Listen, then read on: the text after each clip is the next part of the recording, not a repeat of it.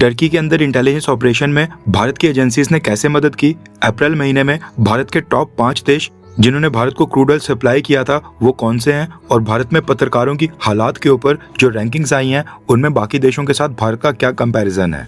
इसके अलावा भी काफी सारी इंपॉर्टेंट अपडेट्स आ रही हैं जो आपको मेन स्ट्रीम के न्यूज चैनल्स के ऊपर भी देखने को नहीं मिलेंगी, इसलिए वीडियो को एंड तक देखिएगा। सबसे पहले बात करते हैं अप्रैल महीने के लिए भारत के क्रूड ऑयल इंपोर्ट डेटा के बारे में।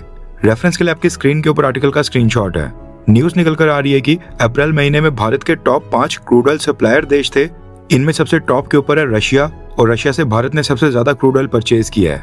उसके बाद सेकंड के ऊपर था सऊदी अरेबिया, थर्ड के ऊपर यूनाइटेड अरब अमीरात, फोर्थ के ऊपर वेनेजुएला और फिफ्थ के ऊपर ब्राजील। वेनेजुएला और ब्राजील ये 2 देश कई सालों के बाद भारत के टॉप 5 क्रूड ऑयल सप्लायर देशों में एंटर हुए हैं, और सबसे बड़ा जंप देखा गया है वेनेजुएला के क्रूड ऑयल में। न्यूज आ रही है कि वेनेजुएला अमेरिका के बाद सबसे ज्यादा क्रूड ऑयल आज की डेट में भारत को ही सेल कर रहा है। एक और इम्पोर्टेंट पॉइंट ये भी है कि जैसे सऊदी अरेबिया के पास स्ट्रेट ऑफ होर्मुज को बाईपास करने के लिए ईस्ट वेस्ट पाइपलाइन है, जिसकी मदद से सऊदी अरेबिया अपने क्रूड ऑयल को पाइपलाइन की मदद से रेड सी तक भेजता है, सेम वैसे यूनाइटेड अरब अमीरात के पास भी स्ट्रेट ऑफ होर्मुज को बाईपास करने के लिए फुजाइरा पाइपलाइन है जो स्ट्रेट ऑफ होर्मुज को बाईपास करती है। जैसा कि आप इस मैप में देख सकते हैं, यूएई की जो हबशान फुजारिया पाइपलाइन है वो खत्म होती है स्ट्रेट ऑफ होर्मुज स्टार्ट होने से ठीक पहले।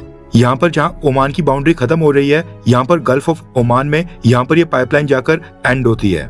ऐसे में यूएई भी इस पाइपलाइन की मदद से अपना क्रूड ऑयल आसानी से बेच पा रहा है। सऊदी अरेबिया आज भी भारत का दूसरा सबसे बड़ा क्रूड ऑयल सप्लायर इसलिए है क्योंकि हम सऊदी अरेबिया से रेड सी के रास्ते क्रूड ऑयल परचेज कर रहे हैं, और यूएई भारत का तीसरा सबसे बड़ा क्रूड ऑयल सप्लायर इसलिए है क्योंकि हम यूएई से फुजाइरा टर्मिनल से क्रूड ऑयल कलेक्ट कर रहे हैं। इराक एक समय के ऊपर भारत का सबसे बड़ा और दूसरा सबसे बड़ा क्रूड ऑयल सप्लायर देश होता था, लेकिन इराक के पास स्ट्रेट ऑफ होर्मुज को बाईपास करने के लिए कोई भी रास्ता या फिर कोई भी पाइपलाइन नहीं है, इसलिए इराकी ऑयल पूरी तरह से जीरो हो गया है। नेक्स्ट अपडेट आ रही है भारत और टर्की से संबंधित। आपको याद होगा हमने आपको 2-3 दिन पहले बताया था कि टर्की की इंटेलिजेंस एजेंसीज ने सलीम इब्राहिम डोला नाम के ड्रग माफिया को अरेस्ट किया है, जो भारत में 8 से 10 एनडीपीएस केसेस में वांटेड है, भारत से भागकर गया था और दाऊद इब्राहिम का खास आदमी है। हम केस को फॉलो कर रहे थे एंड इनिशियल इन्वेस्टिगेशन में इस केस से संबंधित काफी सारी नई जानकारी सामने आई है।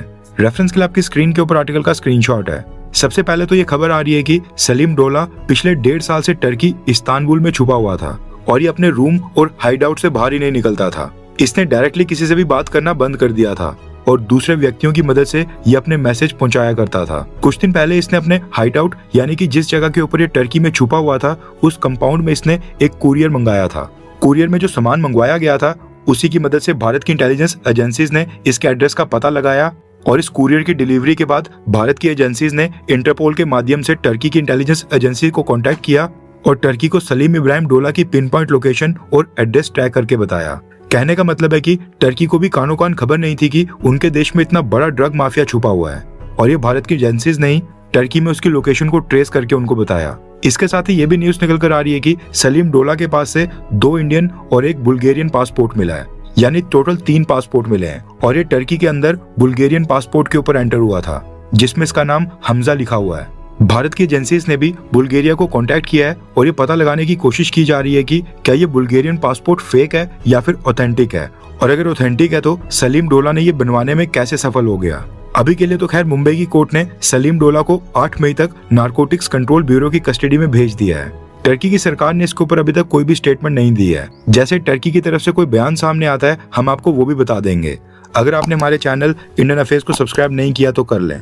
नेक्स्ट अपडेट आ रही है भारत और वियतनाम को लेकर। न्यूज निकल कर आ रही है कि वियतनाम के प्रेसिडेंट तो लाम अगले हफ्ते 5 मई को भारत आ रहे हैं। 7 मई को इनकी भारत की विजिट कंक्लूड होगी। नो डाउट कि तो लाम और प्रधानमंत्री मोदी की बायलैटरल मीटिंग में काफी सारी डील्स और एग्रीमेंट साइन होंगे, लेकिन एक डील के बारे में सबसे ज्यादा डिस्कशन हो रही है, वो है ब्रह्मोस मिसाइल की डील को लेकर। भारत के कई सारे न्यूज चैनल से क्लेम कर रहे हैं कि भारत अब इसी विजिट में वियतनाम के साथ भी ब्रह्मोस मिसाइल की डील साइन करने वाला है, जिसकी कीमत 5,800 करोड़ रुपए की होगी। हालांकि वियतनाम के न्यूज चैनल इस डील के ऊपर अभी तक कोई कमेंट नहीं कर रहे हैं। नेक्स्ट अपडेट आ रही है प्रेस फ्रीडम इंडेक्स की रैंकिंग्स के बारे में, जो रिपोर्टर्स विदाउट बॉर्डर्स हर साल रिलीज करता है। प्रेस फ्रीडम इंडेक्स में दुनिया के 180 से भी ज्यादा देशों को इस आधार पर रैंक किया जाता है कि उस देश में न्यूज चैनल्स, प्रेस और मीडिया कितना फ्री है और कितना सेफ है। इस रैंकिंग से आइडिया लगाया जा सकता है कि कौन से देश में पत्रकार, जर्नलिस्ट बिना प्रेशर और सेंसरशिप के डर के बिना आजादी से काम कर पा रहे हैं टॉप रैंक का मतलब होता है उन देशों में ज्यादा फ्रीडम है, पत्रकारों के साथ कोई भी रोक टोक नहीं है, सरकार का कोई दबाव या फिर प्रेशर नहीं है। और नीचे रैंक का मतलब मीडिया और प्रेस के ऊपर काफी रिस्ट्रिक्शंस लगाई जा रही हैं, पत्रकारों के ऊपर प्रेशर है या फिर उनकी जान को खतरा है। यानी आसान भाषा में ये कहा जा सकता है कि ये इंडेक्स बताता है कि किस देश में मीडिया को सच बोलने में कितनी आजादी है और वहाँ पर पत्रकारों को कितना रिस्क लेकर काम करना पड़ता है। अब हुआ ये कि प्रेस फ्रीडम इंडेक्स की 2026 की रैंकिंग्स आ गई हैं, जिसमें अगर आप भारत का रैंक देखेंगे और उनको दूसरे कुछ देशों के साथ कंपेयर करेंगे तो आपको हैरानी होगी और हैरानी के साथ साथ हंसी भी आएगी। रेफरेंस के लिए आपकी स्क्रीन के ऊपर आर्टिकल का स्क्रीनशॉट है। न्यूज निकल कर आ रही है कि प्रेस फ्रीडम इंडेक्स 2026 में भारत को 180 देशों में से 157 रैंक के ऊपर रखा गया है। भारत को 157 रैंक मिला है, यानी भारत में मीडिया बिल्कुल भी स्वतंत्र नहीं है और पत्रकारों को भय और खतरे में काम करना पड़ता है। पिछले साल भारत का रैंक था 151, यानी कि इस साल भारत का रैंक 6 पोजीशन और नीचे गिर गया है। और रिपोर्टर्स विदाउट बॉर्डर्स के अकॉर्डिंग भारत में मीडिया की कंडीशन पिछले साल के मुकाबले और बदतर हो गई है और भारत में पत्रकारों की जान के ऊपर खतरा आ रहा है। खास बात यह है कि इस साल प्रेस फ्रीडम इंडेक्स में जहां पर भारत को 157 रैंक मिला है, सेम इसी लिस्ट में भारत के ठीक ऊपर फलस्तीन को 156 रैंक दिया गया है। यानी कि इस रैंकिंग के अकॉर्डिंग फलस्तीन में पत्रकारिता करना और फलस्तीन में जर्नलिज्म करना भारत के कंपैरिजन में वहां पर ज्यादा सेफ है। इवन पाकिस्तान को 153 और बांग्लादेश को 152 का रैंक मिला है। टॉप 5 देश जहां पर जर्नलिज्म करना और मीडिया के ऊपर कोई रिस्ट्रिक्शंस नहीं है वह नॉर्वे, नीदरलैंड्स, इस्टोनिया, डेनमार्क और स्वीडन। वहीं पर सबसे लोवेस्ट 5 देश जहां पर जर्नलिज्म करना अपनी जान से खेलने के बराबर है वह अफगानिस्तान, उससे नीचे सऊदी अरेबिया, उससे नीचे ईरान, उसके नीचे चाइना, उसके नीचे नॉर्थ कोरिया और सबसे लास्ट रैंक के ऊपर है एरिट्रिया। कुछ और इंपॉर्टेंट कंट्रीज की बात करें तो ब्रिटेन का रैंक है 18, फ्रांस का रैंक है 25, अमेरिका का रैंक है 64, इजराइल का रैंक है 116 और रशिया का रैंक है 172। यानी चाइना और रशिया भारत से भी नीचे हैं। अगर हम भारत के पड़ोसी देशों की बात करें तो जिनकी बाउंड्रीज भारत के साथ लगती हैं उनमें सबसे बेहतर रैंक है नेपाल का। नेपाल को रैंक मिला है 87, यानी कि इस पूरे रीजन में सबसे ज्यादा प्रेस फ्रीडम है नेपाल के अंदर। इसके बाद मालदीव्स का रैंक है 108, यानी कि 108। उसके बाद श्रीलंका का रैंक है 134। इवन भूटान को भी इस प्रेस फ्रीडम की रैंकिंग्स में 180 देशों में से 150 रैंक के ऊपर रखा गया है। उसके बाद बांग्लादेश 152 और पाकिस्तान 153। म्यांमार की बात करें जहां पर आज भी इनडायरेक्टली सेना का रूल है, उनको 166 रैंक दिया गया है। खैर, आपको क्या लगता है कि क्या ये प्रेस फ्रीडम इंडेक्स की रिपोर्ट सही होती है, हाँ या फिर ना? आप इस तरह की रैंकिंग्स को बिल्कुल नहीं मानते हैं, क्योंकि इस तरह की रैंकिंग से ग्लोबल स्टेज के ऊपर भारत की इमेज भी बहुत ही खराब होती है। नीचे कमेंट करके अपनी राय जरूर बताएं। नेक्स्ट अपडेट आ रही है भारत और चाइना को लेकर। जैसा कि आपको पता है कि भारत और चाइना के रिलेशंस वापस से काफी इंप्रूव हो रहे हैं और दोनों देश कोशिश कर रहे हैं कि बॉर्डर डिस्प्यूट्स को साइड करके बायलैटरल रिलेशंस के ऊपर फोकस किया जाए और बिजनेस टाइज को इंप्रूव किया जाए। इसी के चलते भारत ने चाइना के साथ डायरेक्ट फ्लाइट्स वापस से स्टार्ट की थी। चाइनीज नेशनल्स के लिए वीजा रिस्ट्रिक्शंस को भी हटा दिया गया है और अब चाइनीज कंपनी की इन्वेस्टमेंट को भी भारत सरकार वेलकम कर रही है। अब ये जो चाइनीज इन्वेस्टमेंट भारत में आ रही है, इसको लेकर न्यूज निकल कर आ रही है कि भारत की सरकार ने अपनी स्ट्रेटेजी में एक बहुत ही बड़ा बदलाव किया है। रेफरेंस के लिए आपकी स्क्रीन के ऊपर आर्टिकल का स्क्रीनशॉट है।